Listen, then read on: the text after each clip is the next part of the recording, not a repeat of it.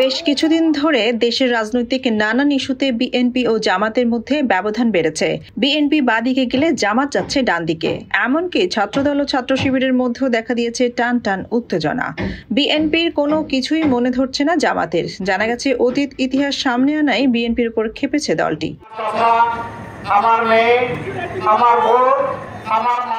জামাত ইসলামী মনে করছে পট পরিবর্তনের বর্তমান বাস্তবতায় দাঁড়িয়ে বিএনপি উদ্দেশ্য প্রণোদিতভাবে জামায়াতকে ঘায়েল করার চেষ্টা করছে।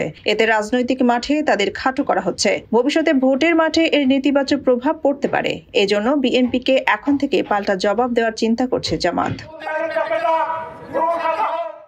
একই সঙ্গে বিএনপির শক্ত প্রতিপক্ষ হতে মাঠে মিত্র বাড়াচ্ছে জামাত ইসলাম। দলটির এখন মূল লক্ষ্য ইসলামী দলগুলোর মধ্যে ঐক্য প্রতিষ্ঠা করা, যাতে কোনোভাবে ইসলামপন্থী কোনো দলকে বিএনপি নিজেদের ঘরে নিতে না পারে। জামাত মনে করছে ইসলামী জোট তৈরি হয়ে গেলে ভোটের রাজনীতিতে অনেকটা বেকায়দায় পড়বে বিএনপি। ইসলামী দলগুলোকে নিজেদের মুঠোয় রেখে নির্বাচন করে ভালো ফল করা সম্ভব। মাঠেও সবাইকে এক সুরে আনতে চায় জামাত। প্রকাশ্যে সব ইসলামী দল যাতে বিএনপির বিরুদ্ধে কথা বলে সেই প্রচেষ্টা চালিয়ে যাচ্ছে পট পরিবর্তনের পর ফ্রন্ট লাইনে চলে আসা জামাত।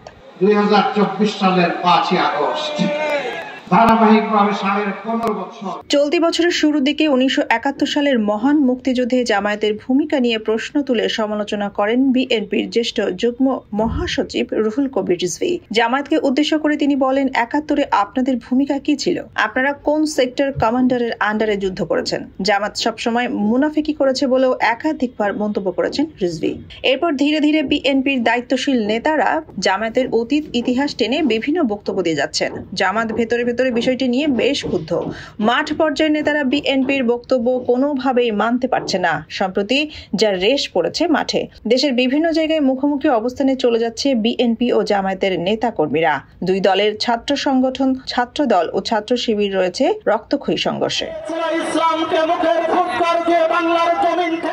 একই প্রসঙ্গে জামায়াতের সহকারী সেক্রেটারি জেনারেল মাওলানা আব্দুল হালিম একটি সংবাদ মাধ্যমকে বলেন, রাজনীতির মাঠে প্রতিযোগিতা থাকবে।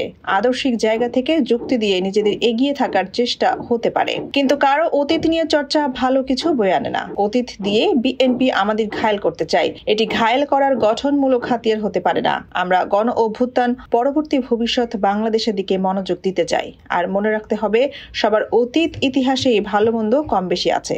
এগুলো ঘাঁটাঘাঁটি করলে জাতীয় ঐক্য বিনষ্ট হবে। অতীত কারণে আমরা বিভেদ চাই না।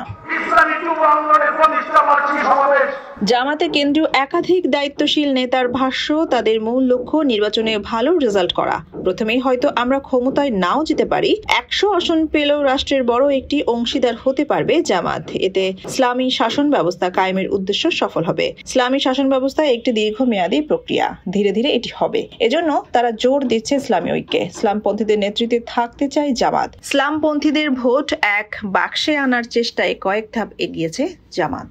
এই পরিবর্তন, এই আন্দোলনের সফলতা একে অবশ্যই আমরা পাহারাদারি করব। সোনিয়া খান, খবর সংযোগ।